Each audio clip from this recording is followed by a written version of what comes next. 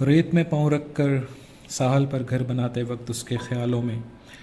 ہمیشہ ایک ایسا ہی گھر تھا جو بار بار بکھرتا ٹوٹ جاتا مگر پھر پہلے جیسا ہی بن جاتا تھا۔ اسے معلوم تھا کہ سمندر کی لہریں اسی انتظار میں رہتی ہیں کہ کب وہ ریت کا گھر بنائے اور لہریں سمندر کی ساری توانائی سمیٹ کر ساحل کی طرف روانہ ہوں، جیسے ازل سے ان کا مقصد صرف ریت کے گھر کو گرانا ہی ہو۔ مگر وہ پھر بھی لہروں کی پہنچ سے دور گھر نہیں بناتی تھی۔ اسے لہروں میں چھوٹے بچوں کی ہنسی سنائی دیتی تھی جو ریت کا گھر گرنے کے بعد ساحل کی ہوا میں بکھر جاتی تھی، اور وہ بہت دیر اور دور تک ہوا کے دوش پر اس ہنسی کا تعقب کرتی تھی۔ کبھی کبھی وہ ساحل کی ریت پر بیٹھی صرف یہ سوچا کرتی تھی کہ اسے ریت کا گھر بنانے سے زیادہ پیار ہے یا ان لہروں کی ہنسی سے جو اس کا گھر گرا دیتی تھی۔ مگر آج وہ صرف ساحل سے دور بیٹھی سمندر سے بھی گہری خاموشی میں گم تھی،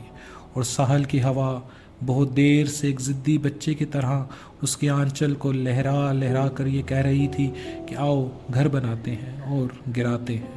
لہریں بھی دور سے اسے پکار رہی تھیں کیونکہ اس کے ریت کے گھر کے بنا ان کا کھیل ادھورا تھا۔ مگر وہ شام جس کی دہلیز پہ بیٹھ کر وہ سمندر میں ڈوبتے سورج کی ٹھنڈک محسوس کیا کرتی تھی اور اپنے انگنت خوابوں کی تتلیاں ٹوٹے ہوئے پروں کے سہارے ڈوبتے سورج کو روانہ کرتی تھی اور رفتہ رفتہ جمع ہوتی لہروں پہ نئے خواب بنتی تھی، وہ شام آج پھر بہت افسردہ تھی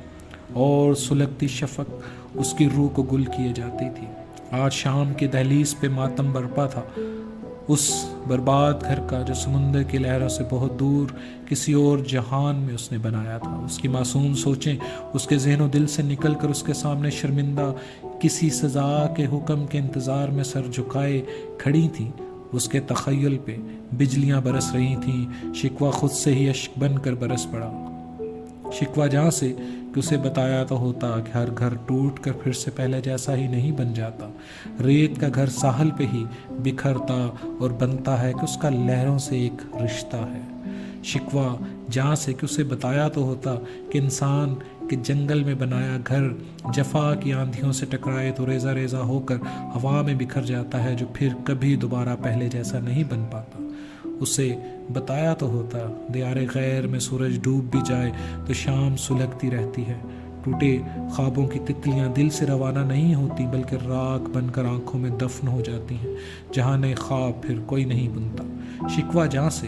کہ اسے بتایا تو ہوتا کہ محبت سمندر ہے، اور جہاں سمندر نہیں ہوتا وہاں جہان ساحل نہیں ریگستان ہوتا ہے، جہاں کوئی سہارا کوئی سایہ میسر نہیں ہوتا، جہاں پیاسی آوارہ سلگتی روحوں کا ہجوم سورج کی تپتی تھاپ پہ ماتمی رقص کرتا ہے۔ محبت کی معصومیت اور سچائی پر سے اس کا ٹوٹا ہوا یقین ریزہ ریزہ ہو کر آنسوؤں کی صورت آنکھوں سے رواں تھا کہ کچھ لمحوں بعد اس نے محسوس کیا کہ سمندر خاموش ہو چکا تھا اور لہریں ساکت۔ ساحل کی ہوا اس کا آنچل چھوڑ کر ساحل کی ریت کے ہر ذرے میں سما چکی تھی، مگر سورج جسے بہت پہلے ہی سمندر کی بے حدوں میں ڈوب جانا چاہیے تھا، اس کی آخری کرن اب بھی مریض مرگ کی آخری سانس کی طرح کسی کے انتظار میں اٹکی ہوئی تھی۔